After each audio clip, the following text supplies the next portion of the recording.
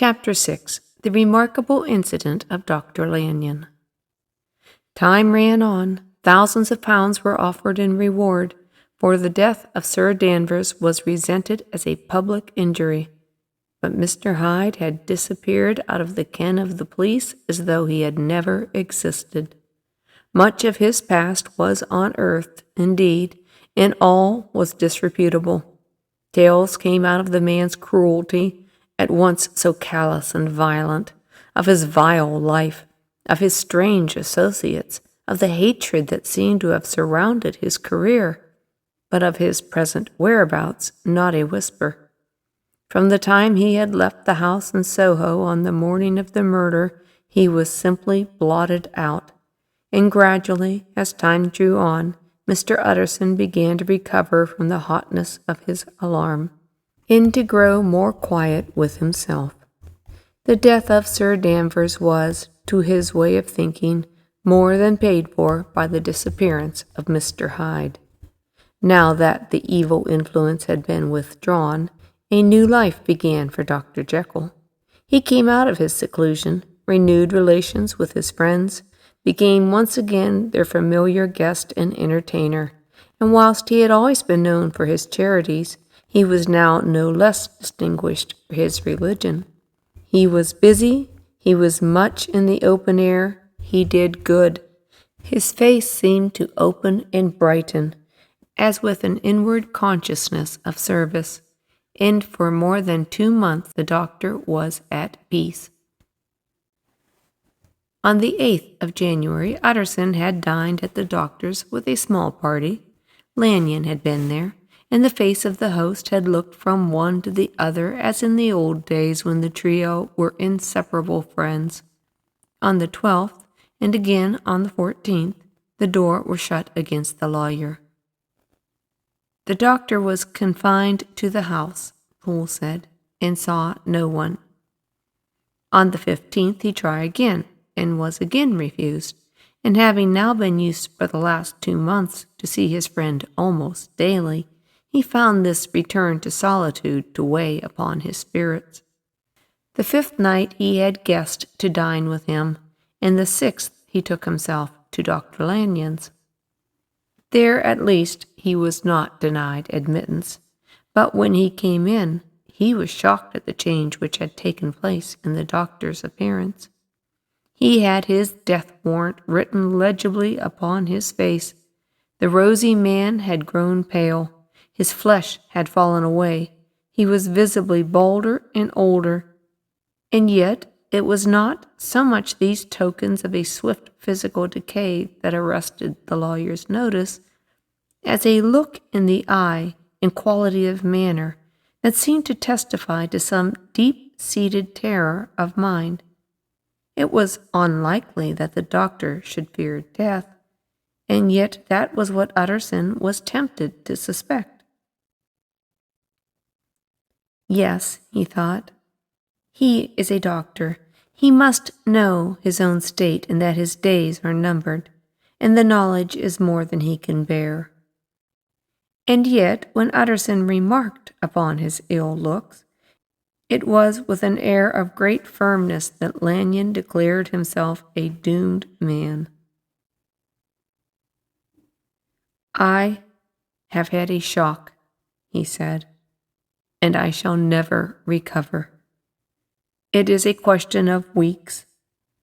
Well, life has been pleasant. I liked it.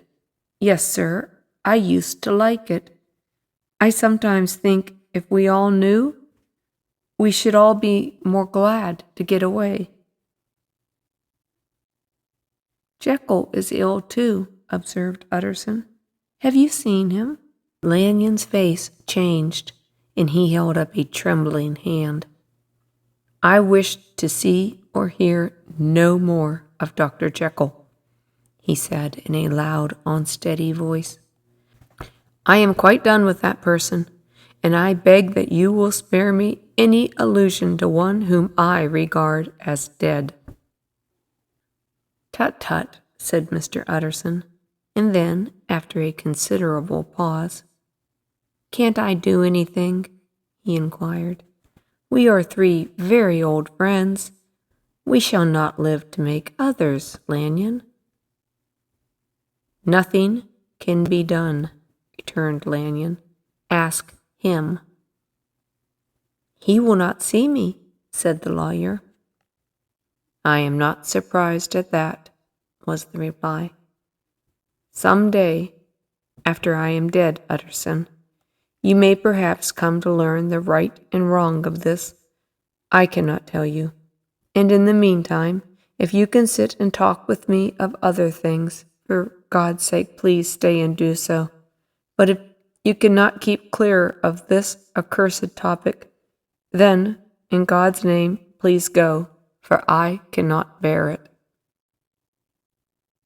As soon as he got home, Utterson sat down and wrote to Jekyll, complaining of his exclusion from the house, and asking the cause of this unhappy break with Lanyon, and the next day brought him a long answer, often very pathetically worded, and sometimes darkly mysterious in drift.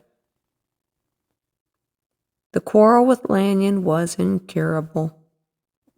"I do not blame our old friend," Jekyll wrote, "but I share his view that we must never meet. I mean from henceforth to lead a life of extreme seclusion. You must not be surprised, nor must you doubt my friendship, if my door is often shut even to you. You must suffer me to go my own dark way. I have brought on myself a punishment and a danger that I cannot name. If I am the chief of sinners, I am also the chief of sufferers.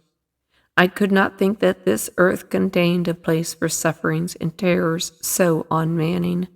And you can do but one thing, Utterson, to lighten this destiny, and that is to respect my silence." Utterson was amazed. The dark influence of Hyde had been withdrawn. The doctor had returned to his old tasks and amities. A week ago the prospect had smiled with every promise of a cheerful and an honored age. And now, in a moment, friendship and peace of mind and the whole tenor of his life were wrecked. So great and unprepared a change pointed to madness. But in view of Lanyon's manner and words, there must lie in it some deeper ground. A week afterwards, Dr. Lanyon took to his bed, and in something less than a fortnight he was dead.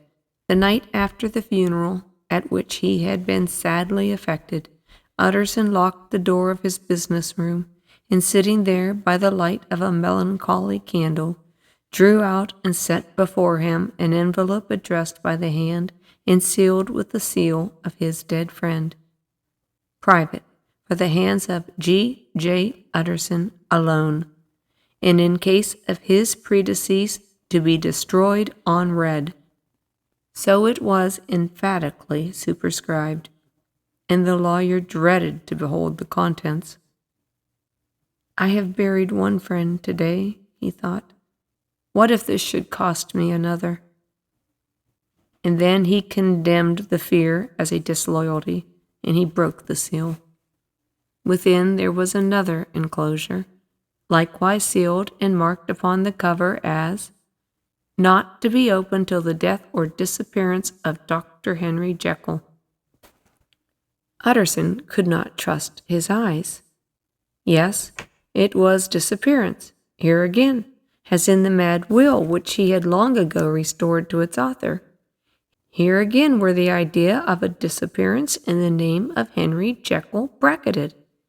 But in the will, that idea had sprung from the sinister suggestion of the man Hyde.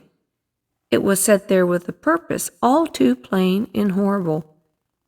Written by the hand of Lanyon, what should it mean?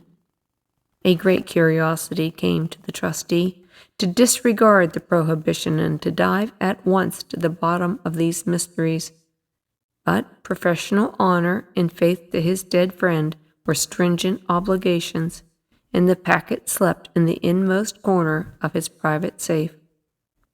It is one thing to mortify curiosity, another to conquer it.